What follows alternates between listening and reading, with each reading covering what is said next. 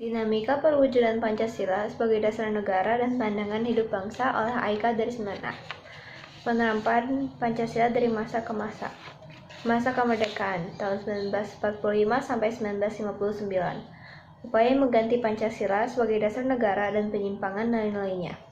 Contohnya adalah pemberontakan PKI, dipimpin oleh Musso dengan tujuan mendirikan negara Soviet Indonesia dengan mengganti Pancasila dengan paham komunis. Pemberontakan Darul Islam atau Tentara Islam Indonesia, dipimpin oleh Sekar Maji, Majian Kartosuwiryo dengan tujuan mengganti Pancasila dengan syariat Islam. Pemberontakan Republik Maluku atau RMS. Ini gerakan separatisme yang dipimpin oleh Christian Robert Stephen Sumukil dengan tujuan membuat negara sendiri. Lalu ada PRRI atau Permesta, ini dipimpin oleh Syarifuddin Prawira Negara dan Vantage Sumual. Ini merupakan gerakan koreksi untuk pemerintah pada saat itu, karena Soekarno tidak menerima nasihat tentang menjalankan pemerintah, sehingga akhirnya terjadi penyimpangan sosial. Lalu ada Angkatan Ratu Adil atau APRA oleh Kapten KNIL Raymond Westerling yang melihat dirinya sebagai Ratu Adil. Dia bersekongkol dengan Sultan Hamid II untuk mempertahankan negara federasi yang dibentuk Belanda untuk melawan NKRI. Dia berhasil menyerang kudeta pemerintahan Indonesia, menduduki Bandung, dan membunuh beberapa tokoh bangsa. Lalu ada perubahan bentuk negara dari RIS menjadi NKRI, sementara konstitusi yang berlaku adalah UUD sementara 1950. Anggota konstitusi tidak dapat menyusun UUD seperti yang diharapkan, sehingga terjadi krisis ekonomi, politik, dan keamanan. Lalu dikeluarkan Dekret 1959, yaitu bubarnya konstitut, UUD 1945 berlaku, dan UUD sementara 1950 tidak. Lalu juga ada dibentuk MPRS dan DPAS. Dasar negara tetap Pancasila, tetapi lebih seperti ideologi liberal. Lalu ada masa Orde Lama, yaitu dari 1959 sampai 1966. Ini dikenal sebagai periode demokrasi pemimpin. Pada saat itu ada banyak gerakan separatisme yang membuat ketidakstabilan negara. Soekarno akhirnya mengeluarkan dekret presiden.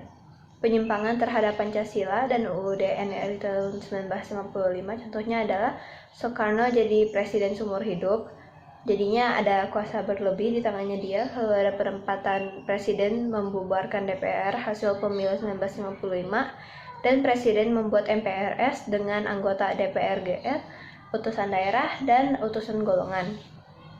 Lalu masa Orde Baru, PKI pada saat itu akhirnya dibubarkan dan jadi organisasi terlarang di Indonesia.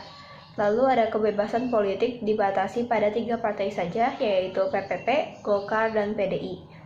Pada saat itu juga ada banyak kasus dibataskannya kebebasan pers dan berpendapat, dan juga ada banyak kasus pelanggaran hak asasi manusia seperti kasus Tanjung Priok, Marsinah, dan wartawan Udin. Lalu ada dinamika nilai-nilai Pancasila sesuai dengan perkembangan zaman. Hakikat ideologi terbuka. Dalam arti luas, itu artinya sebagian kelompok cita-cita, nilai dasar, dan keyakinan yang dijunjungi tinggi sebagai normatif, dan arti sempitnya adalah gagasan atau teori yang menyeluruh tentang makna hidup dan nilai-nilai yang menentukan bagaimana manusia hidup dan bertindak. Lalu ada Pancasila mampu berinteraksi secara dinamis dan ideologinya mampu menyesuaikan diri. Perbedaan ideologi yang terbuka dan tertutup adalah yang terbuka nilai dan cita-citanya sudah ada masyarakat, dinamis dan reformis, dan mengikuti perkembangan zaman, sementara yang tertutup bukan dari cita-cita masyarakat, statis dan rigid, dan tidak mengikuti perkembangan zaman. Lalu ada kedudukan Pancasila sebagai ideologi terbuka Pancasila. Keterbukaan ideologi Pancasila yang perlu diperhatikan adalah stabilitas nasional yang dinamis, tidak membiarkan pemikiran dengan Marxisme, Leninisme, dan komunisme, mencegah paham liberal, dan larangan pandangan ekstrim, dan penciptaan norma harus disepakati. Lalu ada nilai-nilai keterbukaan Pancasila. Nilai dasar, ada ketuhanan, yaitu hubungan warga dengan Tuhan Yang Maha Esa.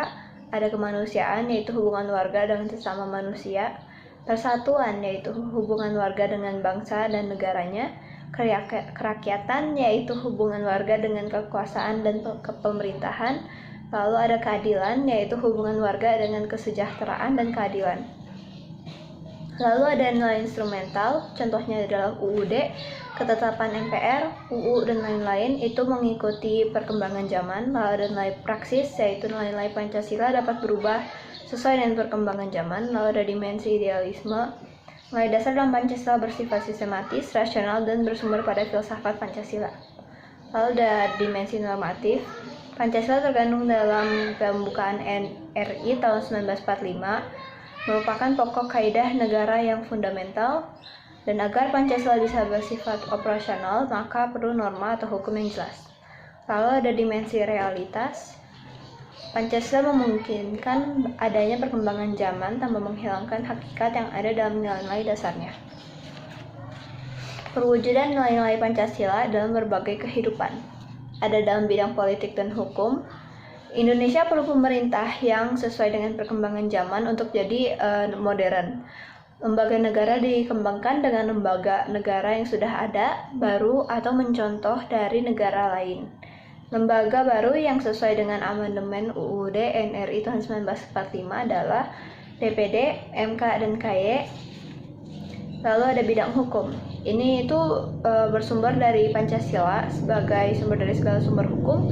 Peraturan-peraturan juga tidak boleh bertentangan dengan Pancasila. Lalu ada bidang ekonomi. Landasan operasional sistem ekonomi menyatakan bahwa perekonomian disusun sebagai usaha bersama. Cabang-cabang produksi yang penting bagi negara dikuasai negara, SDA dikuasai negara, dan untuk kemakmuran rakyat. Perekonomian nasional diselenggarakan atas demokrasi ekonomi dengan prinsip kebersamaan, efisiensi, berkelanjutan, dan lain-lain. Bidang sosial budaya, tujuannya untuk terwujudnya masyarakat adil dan makmur berdasarkan Pancasila. Modernisasi ini diartikannya sebagai proses kemajuan. Lalu bidang pertahanan dan keamanan, warga negara wajib ikut serta dalam membela negara.